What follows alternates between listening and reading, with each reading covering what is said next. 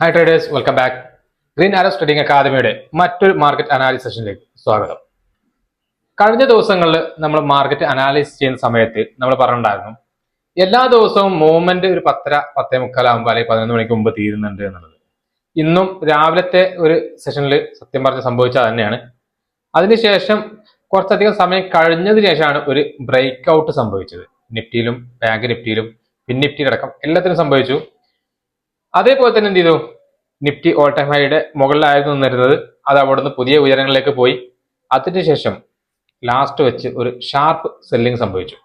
ആ ഷാർപ്പ് സെല്ലിങ്ങിന് ശേഷം വീണ്ടും എന്ത് ചെയ്തു, മാർക്കറ്റ് താഴെ വന്നു, റിക്കവർ ചെയ്തു എന്നുള്ളതാണ്. അപ്പോൾ ഇന്ന് ഡെയിലി ക്യാൻഡിൽ നിഫ്റ്റി നോക്കുകയാണെങ്കിൽ നിഫ്റ്റി ബുള്ളിഷ് ആണ്. ഒരു 0.4% നിഫ്റ്റി മാത്രമാണ് ഡെയിലി ക്യാൻഡിൽ ബുള്ളിഷ് ആയിട്ട് ക്ലോസ് ചെയ്തിട്ടുള്ളത്. മറ്റുള്ളതൊക്കെ നിഫ്റ്റിയൊക്കെ ഒരു 0.26%-ലാണ് ക്ലോസ് ചെയ്തിട്ടുള്ളതാണ്.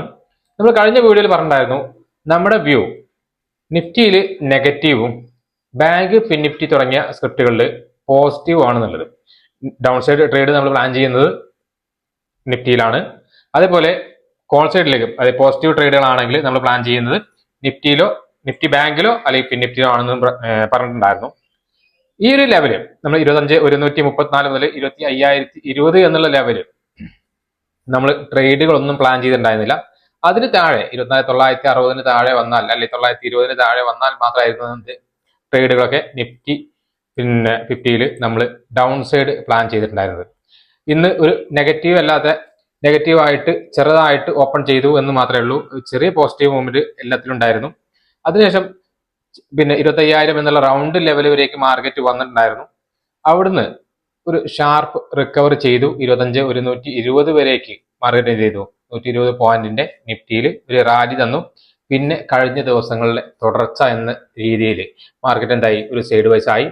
അതിനുശേഷം ഒരു 12 മണിക്ക് ശേഷമാണ് സത്യം പറഞ്ഞാൽ ഒരു മാർക്കറ്റിൽ ഒരു ഷാർപ്പ് മൊമെന്റം വീണ്ടും കിട്ടിയത്. 25,084 25,173 എന്നുള്ള ലെവലിലേക്ക് ഷാർപ്പായിട്ട് മൂവ് ചെയ്തിട്ടുണ്ടായിരുന്നു. പ്രീമിയത്തിലേക്ക് ഭയങ്കരമായ പമ്പിങ്, അതായത് 60 നിന്നിരുന്ന 25,050 പ്രീമിയം ഒക്കെ 140 അല്ലെങ്കിൽ 150 എന്നുള്ള ലെവലിലേക്കൊക്കെ പമ്പ് ചെയ്യുന്ന രീതിയിൽ മാർക്കറ്റിൽ ഗാമ എഫക്റ്റും വേഗ എഫക്റ്റും എന്താണെന്ന് തെളിയിക്കുന്ന രീതിയിലായിരുന്നു ഇന്നത്തെ മാർക്കറ്റിന്റെ മൂവ്മെന്റ് ഉണ്ടായിരുന്നത്. അത് കഴിഞ്ഞ് മാർക്കറ്റ് ഒരു കൺസോൾട്ടേഷൻ തന്നിട്ടുണ്ടായിരുന്നു. ആ കൺസോൾട്ടേഷൻ ശേഷം ആ 25,134 എന്നുള്ള ലെവൽ ബ്രേക്ക് ഡൗൺ ചെയ്ത സമയത്ത് സിംഗിൾ ക്യാൻഡിലാണ് എന്ത് ചെയ്തത്, 25,020 താഴെ 25,000 അടുത്ത് വരെ വന്ന് മാർക്കറ്റ് വീണ്ടും റിവേഴ്സിൽ പോയിട്ടുണ്ടായിരുന്നത്. വന്നതിലും എളുപ്പത്തിലാണ് അല്ലെങ്കിൽ അതിലേറെ സ്ട്രെങ്ത്തിലാണ് മാർക്കറ്റ് എന്ത് ചെയ്തത്, ക്ലോസ് ചെയ്തത്, പോസിറ്റീവായിട്ട് ക്ലോസ് ചെയ്തത് എന്നുള്ളത് നമുക്ക് നോക്കിയാൽ മനസ്സിലാവും. അപ്പം ഈ ഒരു അനാലിസിസിൽ നമ്മൾ പിന്നെ ഇന്ന് സ്ട്രെങ്സിന് പറഞ്ഞിട്ടുണ്ടായിരുന്ന ആകെ ഒരു കാര്യം എന്ന് പറഞ്ഞാൽ ഈ ഒരു ലെവൽ ബ്രേക്ക് ചെയ്യുന്ന സമയത്ത് 25,080 എന്നുള്ള ലെവൽ ബ്രേക്ക് ചെയ്യുന്ന സമയത്ത് നമുക്ക് പുട്ട് സൈഡിലേക്ക് ട്രേഡ് ചെയ്യാമെന്നുള്ളത് പറഞ്ഞിട്ടുണ്ടായിരുന്നു. അതായിരുന്നു നമുക്ക് നിഫ്റ്റിയിൽ നമ്മൾ കണ്ട നെഗറ്റീവ് ട്രേഡ് എന്നുള്ളത്. അതേപോലെ ലൈവ് ആയിട്ട് ഇരിക്കുന്ന സ്റ്റുഡൻസിന് നമ്മൾ പറഞ്ഞിരുന്നു 25,134 എന്നുള്ള ലെവൽ ബ്രേക്ക് ചെയ്ത് കഴിഞ്ഞാൽ നമുക്ക് അടുത്തൊരു ട്രേഡ് എന്ത് ചെയ്യാൻ പറ്റും, നെഗറ്റീവായിട്ട് നിഫ്റ്റിയിൽ എക്സ്പെക്ട് ചെയ്യാമെന്നുള്ളത്. അതേപോലെ താഴെ വന്ന സമയത്ത് നമ്മൾ ലൈവ് ആയിട്ട് ഇരുന്ന് ട്രേഡ് ചെയ്യുന്ന കമ്മ്യൂണിറ്റിയിൽ സംസാരിച്ചിട്ടുള്ള ഒറ്റ കാര്യം, ഇവിടുന്ന് റിവേഴ്സലിനാണ് സാധ്യത കൂടുതലെന്നാണ്. അതിന് കാരണം എന്താണെന്ന് വെച്ച് കഴിഞ്ഞാൽ മാർക്കറ്റ് 25,000 എന്നുള്ള ഒരു റൗണ്ട് ലെവലിലാണ് നിന്നത് എന്നുള്ളതുകൊണ്ടാണ്. അവിടുന്ന് ട്രേഡ് എടുത്ത ആൾക്കാർ 10-20 രൂപയുടെ സ്റ്റോപ്പ് ലോസ് വെച്ച ആൾക്കാർക്കൊക്കെ ആ ഒരു പ്രീമിയം പമ്പിങ് എന്ന് പറയുന്നത് വളരെ സ്പീഡായിരുന്നു. 10 രൂപയുടെയൊക്കെ പ്രീമിയം 80-90 രൂപയുടെ മുകളിൽ ക്ലോസ് ചെയ്തിട്ടുണ്ടായിരുന്നു ഇന്ന് ഒരു സമയത്ത്. അപ്പോൾ എന്തായാലും ഇന്നത്തെ മാർക്കറ്റിൽ ഒരുവിധം ആൾക്കാരൊക്കെ പ്രോഫിറ്റ് ഉണ്ടാക്കിയിട്ടുണ്ടാവും എന്ന് വിചാരിക്കുന്നുണ്ട്. അത്യാവശ്യം ട്രേഡ് ചെയ്യാൻ പറ്റുന്ന അല്ലെങ്കിൽ പ്രൈസ് ആക്ഷൻ വെച്ച് ട്രേഡ് ചെയ്യുന്ന എല്ലാ ട്രേഡർമാരും ഇന്ന് പ്രോഫിറ്റിലായിരിക്കും ഇറങ്ങിയിട്ടുണ്ടാവുക എന്നുള്ളതാണ്. ഇനി നാളേക്കുള്ള നമ്മുടെ വ്യൂ നോക്കുകയാണെങ്കിൽ നിഫ്റ്റിയിൽ നമ്മൾ വീണ്ടും ബുള്ളിഷായിട്ടാണ് ഇരിക്കുന്നത്. കാരണം ഓൾ ടൈം ഹൈയുടെ അടുത്താണ് മാർക്കറ്റ് ക്ലോസ് ചെയ്തിട്ടുള്ളത് എന്നാണ്. ഇനി നാളെ ഇന്നത്തെ ക്ലോസിങ്ങിന്റെ മുകളിൽ ഈ ഒരു ലെവലിന്റെ മുകളിൽ മാർക്കറ്റ് ക്ലോസ് ചെയ്യുകയാണെങ്കിൽ അല്ലെങ്കിൽ വരികയാണെങ്കിൽ നിഫ്റ്റിയിൽ എന്ത് ചെയ്യാൻ പറ്റും, കോൾ സൈഡിലേക്ക് ട്രേഡ് പ്ലാൻ ചെയ്യാം. 25,290 അല്ലെങ്കിൽ 25,382 എന്നുള്ള ലെവലിൽ ടാർഗറ്റ് ചെയ്തിട്ട് നിഫ്റ്റി 50യിൽ നമുക്ക് മേലേക്ക് ട്രേഡുകൾ പ്ലാൻ ചെയ്യാൻ പറ്റും. ചെറിയ ഗ്യാപ്പ് ഡൗൺ ആണെങ്കിൽ നമ്മുടെ വ്യൂ ബുള്ളിഷ് ആണ്. ഗ്യാപ്പ് അപ്പ് ആണെങ്കിലും ഫ്ലാറ്റ് ആണെങ്കിലും അതല്ലെങ്കിൽ ഗ്യാപ്പ് ഡൗൺ ആണെങ്കിലും നമ്മൾ നിഫ്റ്റിയിൽ നാളെ ബുള്ളിഷ് വ്യൂലാണ് ഇരിക്കുന്നത്. നിഫ്റ്റി ബാങ്കിൽ നോക്കുകയാണെങ്കിൽ ഇന്നത്തെ മാർക്കറ്റിന്റെ മൂവ്മെന്റ് നോക്കിയാൽ മതി. നമുക്കറിയാം നമ്മൾ പ്ലാൻ ചെയ്തിട്ടുണ്ടായിരുന്നു ഈ ഒരു ലെവൽ ബ്രേക്ക് ചെയ്യുന്ന സമയത്ത് നിഫ്റ്റിയിൽ മേലേക്ക് ട്രേഡ് പ്ലാൻ ചെയ്തിട്ടുണ്ടായിരുന്നു. പക്ഷെ നമ്മൾ ലൈവിൽ ഇരിക്കുന്ന സമയത്ത് മാർക്കറ്റ് എന്തായിരുന്നു, ഈ ഒരു ലെവലിൽ എത്തിയിട്ടുണ്ടായിരുന്നു ഓൾറെഡി. ഈ ഒരു ക്യാൻഡലിന് മുകളിലായിരുന്നു നമ്മൾ ട്രേഡ് പ്ലാൻ ചെയ്തിട്ടുണ്ടായിരുന്നത്. പക്ഷെ എന്ത് ചെയ്ത മാർക്കറ്റ് 2 മണിക്കൂറോളം ഈ ഒരു സൈഡ് വൈസ് ആയിട്ടാണ് തീർന്നത്. അതിനുശേഷം സപ്പോർട്ട് സോണിലെത്തി 51,166 എന്നുള്ള 51,166 എന്നുള്ള സപ്പോർട്ട് സോണിലെത്തിയിട്ട് ഇവിടുന്ന് മാർക്കറ്റ് ഷാർപ്പായിട്ട് റിവേഴ്സ് ചെയ്തു. കഴിഞ്ഞ ദിവസം നമ്മൾ ടാർഗറ്റ് ചെയ്തിട്ടുണ്ടായിരുന്നു 51,335 എന്നുള്ള ലെവൽ പറഞ്ഞിട്ടുണ്ടായിരുന്നു. ആ ലെവൽ വരേക്ക് മാർക്കറ്റിൽ ഒരു ഷാർപ്പ് മൊമെന്റം എന്ന് തന്നെ പറയാൻ പറ്റുന്ന രീതിയിൽ 5 മിനിറ്റിന്റെ ക്യാൻഡിൽ ഷാർപ്പായിട്ടാണ് മൊമെന്റം കിട്ടിയത്.